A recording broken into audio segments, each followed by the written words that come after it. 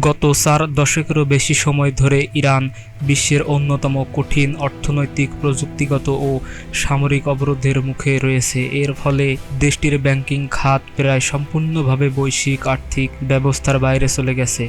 আধুনিক প্রযুক্তি ও আন্তর্জাতিক সহযোগিতা থেকে দূরে সরিয়ে রাখতে বিশ্বের প্রভাবশালী শক্তিগুলো দীর্ঘদিন ধরে সমন্বিতভাবে কাজ করছে।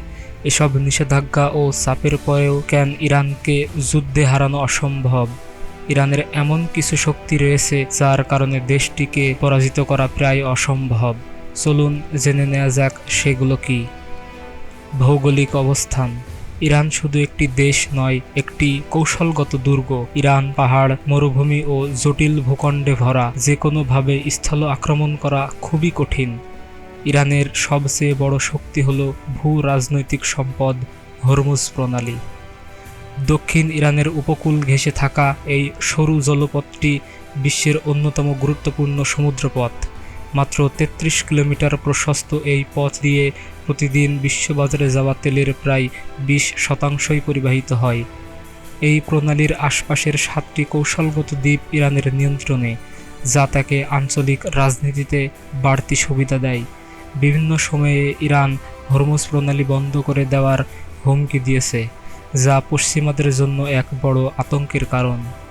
ইরান এমন এক দেশ যার অবস্থান ইউরোপ, এশিয়া ও আফ্রিকার সংযোগস্থলে।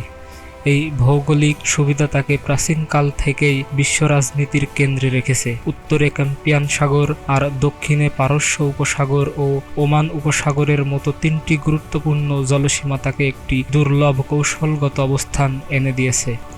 এই কারণে ইরান শুধু একটি দেশ নয়, এক বিশাল ইতিহাসের ধারক। গত ৫০০ বছর ধরে এই সীমা বজায় রেখে টিকে থাকা বিরল রাষ্ট্রগুলোর এটি একটি। পৃথিবীর বহু সাম্রাজ্য ও পরাশক্তি ইরান দখলের চেষ্টা করেছে, কিন্তু প্রতিবারই তারা প্রতিরোধের মুখে পড়ে পিছিয়ে গেছে।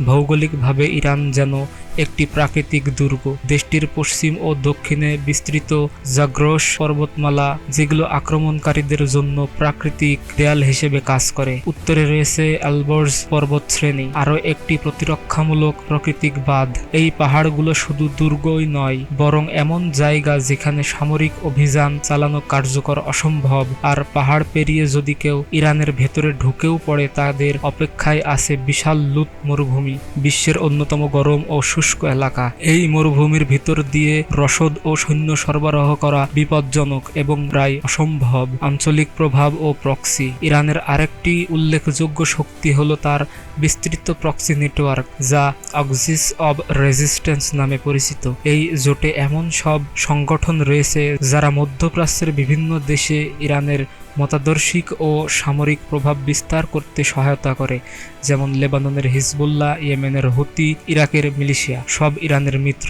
যে কোনো যুদ্ধে পুরো অঞ্চল জড়িয়ে পড়তে পারে। বিশাল সামরিক বাহিনী। ইরানের রেভলিউশনারি গার্ড IRGC খুবই শক্তিশালী। এছাড়াও ইরানের প্রচুর সংখ্যক সেনা, ক্ষেপণাস্ত্র, ড্রোন ও গেরিলা বাহিনী রয়েছে। ইরানের রয়েছে বিপুল অভিজ্ঞতা, যুদ্ধ বিপ্লব আর অবরোধ মোকাবেলা করার ক্ষমতা। পশ্চিমা বিশ্ব ইরানকে অর্থনৈতিক নিষেধাজ্ঞা ও প্রযুক্তিগতভাবে পঙ্গু করে দিয়েছিল। সেই দেশ আজ হাইপারসনিক মিসাইলের মতো অত্যাধুনিক প্রযুক্তি তৈরি করেছে। আজ ইরানের হাতে ৩,০০০-এর বেশি ব্যালিস্টিক ও ক্রুজ মিসাইল রয়েছে। বিশ্বে যখন ড্রোন প্রযুক্তি অত্যন্ত ব্যয়বহুল, তখন ইরান তুলনামূলকভাবে কম খরচে কার্যকর ড্রোন তৈরি করে নজর কেড়েছে। ইউক্রেন সংঘাতে রাশিয়া ইরানি ড্রোন ব্যবহার করে উল্লেখযোগ্য সফলতা পেয়েছে। তাই আজও বড় বড় শক্তি ইরানের বিরুদ্ধে সরাসরি যুদ্ধ এড়িয়ে চলে, কারণ ইরানকে হারানো সহজ নয়।